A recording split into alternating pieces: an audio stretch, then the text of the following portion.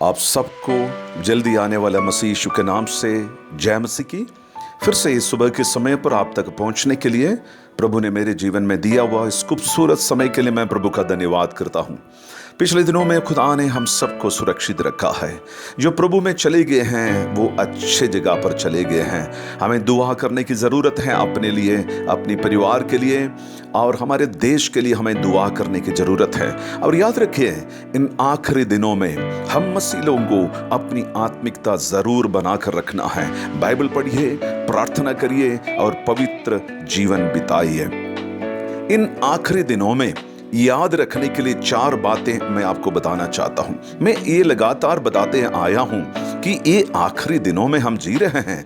अब से लेकर किसी भी मौके पर, किसी भी घड़ी पर प्रभु यीशु मसीह आ सकता है। तो मुझे और आपको मैंने नोट किया है कि 4 बातें जो हम मसीहों को याद रखने की है यीशु मसीह का आमद के लिए। यानी याद रखिए उन 4 बातें जो उद्धार के लिए महत्वपूर्ण है। मैंने ये टेक्स्ट निकाला है, वचन निकाला है पहली थिस्सलुनी की पत्री और उसकी 5 अध्याय, उसके 6 से लेकर 8 तक की आयत। First Thessalonians chapter 5 verses from 6 to 8। सबसे पहली बात, ये कोई नई बात नहीं है, हम इससे पहले भी देख चुके हैं, सुन चुके हैं, लेकिन इन 4 बातों के ऊपर जरूर हमें मनन करते रहना चाहिए, हमें जोर देते रहना चाहिए। नंबर 1, सोते ना रहिए। सोते ना रहिए। सोने का मतलब क्या है? एक व्यक्ति अपनी होश में नहीं होता है, अपने आप को कुछ कर नहीं सकता है। कोई लोग इतने ही सो जाते हैं, उनको उठाकर बेड के समेत उनको उठाकर बाहर लेकर रखें तब भी पता नहीं चलेगा। मैंने अपने जीवन काल में कुछ लोगों को ऐसे भी देखा है, उनके ऊपर पानी छिड़को, उनके मुंह में नमक डालकर देख लीजिए, फिर भी वो सोते रहेगा। उनको करवट मारवा दीजिए, कुछ भी करें, उनको नोचे, फिर भी वो जागते नहीं है। प्रभु के आत्मा वचन के द्वारा इन अंतिम दिनों में मुझ जैसे प्रभु के दास लोग और विश्वासियों से ये कहना चाहते हैं कि सोते ना रहिए, सोते ना रहिए। क्योंकि हम आत्मिक तरीके से, ये आत्मिक नींद के बारे में कहते हैं, आत्मिक रीति से हमें सोते नहीं रहना चाहिए। इससे पहले भी बाइबल के अंदर हम देख सकते हैं, पुराना नियम में भी काफी लोगों के बारे में देख सकते हैं। यीशु मसीह ने भी अपने शिष्यों को कहा था जागते रहने के लिए।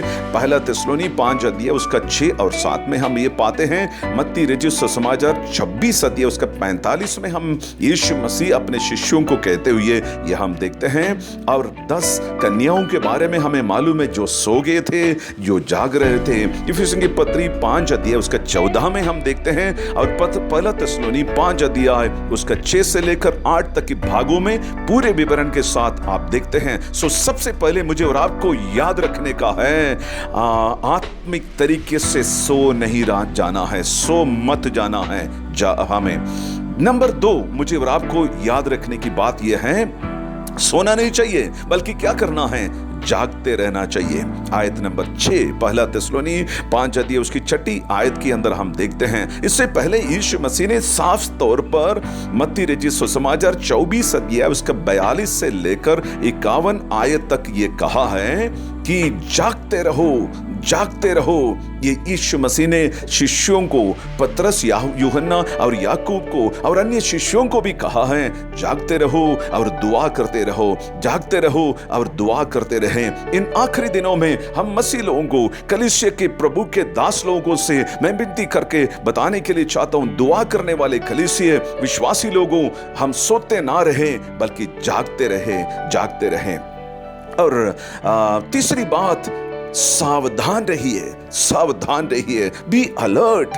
यह भी कोई पहली बात नहीं है, यीशु मसीह ने अपने शिष्यों को कहा था, लेकिन प्रेरित पौलुस यहां पर थिस्सलुनी की कलीसिया को दोबारा उनको याद दिला रहा है। उसी तरीके से मैं भी हम सबको याद दिलाने के लिए चाहता हूं, सावधान रहे। 6 और 8 आयत में हम देखते हैं, तीतुस की पत्री 2 अध्याय उसका 11 से लेकर 12 तक प्रेरित पौलुस इसी बात को तीतुस को भी कहता है। पहला पत्रस पहला अध्याय उसका 13 में हम देखते हैं और उसी का 5 अध्याय उसकी 8 में भी हम देखते हैं, दूसरा तीमोती 4 अध्याय उसका 5 में भी, पहला पत्रस उसका 4 के 7 में भी हम देखते हैं कि सावधान रहने की जरूरत है। सावधान रहिए। सो नंबर 1 सोते ना रहे, नंबर 2 जागते रहे, नंबर 3 सावधान रहिए, सावधान रहिए। और चौथी और आखिरी बात पौलुस यहां पर कहता है, आयत नंबर 8 में पौलुस ये कहता है, विश्वास की झिलम और उद्धार की